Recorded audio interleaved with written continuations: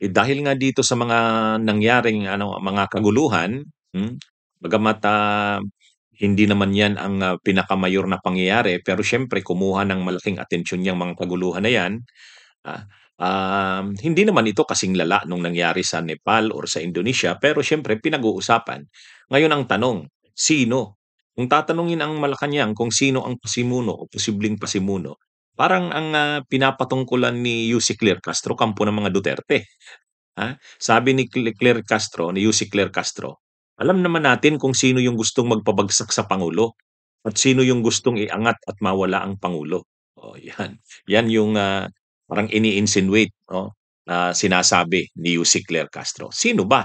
Sino ba yung gustong magpabagsak sa pangulo at sino yung gustong iangat at mawala ang pangulo? Di siyempre kampo ng Duterte yan, sino pa ba naman? Yun ang parang pinapatungkulan ni Yussi Claire Castro. Sige, pag-usapan natin. Bakit? Bakit kaya, gano'n yung, ah, tono ni Yussi Claire Castro? Lumalabas sa sumunod na mga balita na ayon naman kay Mayor Isko Moreno, isang dating pulitiko ng Manila, Chinese, Chinese, hmm, isang Chinese na dating pulitiko, Filipino-Chinese na dating pulitiko ng Maynila, at isang abogado ang di umano'y nagpondo. Kasi ang, sinasabi sa mga balita, hindi naman gagalaw yung mga nag-ano na yon ng bato na yon, nag-rally na yon na na gumawa ng kaguluhan, ito'y bahagi ng isang plano, ng isang grupong pulitikal o ng isang, grupo ng mga pulitiko. Hmm, ano daw, isang political party ang nasa likod nun. Hmm, at, yung political party na yon may isang leader na dating pulitiko na Filipino-Chinese at mayroong isang abogado, sila yung funder, hmm. 'Yan yung yan yung kumakalat. Pagka ganito ang takbo ng imbestigasyon na sinasabi sa mga balita, sabi ni Yussi Claire Castro at sabi ni Isko Moreno, hindi man nila pinapangalanan, pero kampo ng Duterte ang tinutukoy nila dito. Sino ba naman ang political party na tinutukoy ay natural PDP Laban. Hindi lang natin alam sino bang mga leaders ng PDP Laban na dating abogado, ah, um, o hindi pala dating abogado, abogado talaga. Hmm, ang dati yung yung politiko. Kaya anyway, ah,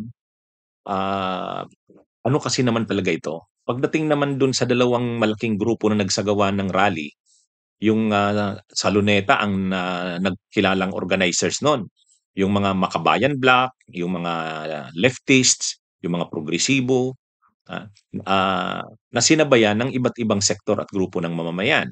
Wala ang pangunahin ding kasama dun sa Luneta yung mga kabataan. Pero, hindi yun, hindi sa kanila posibleng manggaling yung, karahasan. Kasi yung karahasan talaga lantaran yun na, anti-government, paglaban sa gobyerno. Ay malinaw naman dun sa presko ng mga nag-organize dun sa Luneta. Hindi sila mananawagan ng Marcos resign. Ang panawagan nila ay mas tungkol pa sa katiwalian. Iba yun kaysa dun sa mga nagsagawa ng karahasan. Ganon din yung sa EDSA. Hindi naman na katiwalian din ang issue dun. Anyway, malalaman natin habang lumalalim ang imbestigasyon, sino nga ba talaga ang simuno. Pero kung pagbabasihan yung mga statements ni Yussi Claire Castro at nung statement ni Mayor Isko Moreno, kung sino ang mga initial na nakikita nilang posibleng, nagpasimuno, nagpundo ng nasabing karahasan, ay kampo ng Duterte ang tinutukoy nila. Anyway, malalaman natin 'yan sa susunod na mga araw. Ah, ang, ang sinasabi kasi ng Malacanang sa pamamagitan ng tagapagsalita nito, isang, 'yun, planadong, 'yun, na pinunduhan nitong dating politiko na Chinese at, ah, isang abogado.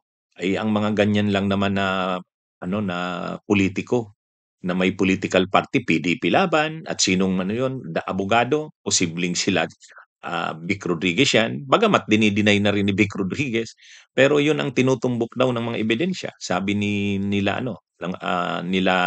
Isko Moreno at saka nila Yussi Claire Castro. Anyway, malalaman natin 'yan sa susunod na mga araw. Bunyog, halikan na kasama ka. Bunyog, kapag buklod ay may pag-asa. Luzon, Visayas, Mindanao, isa ang pananaw. Sa bagong Pilipinas ang bunyog isisigaw.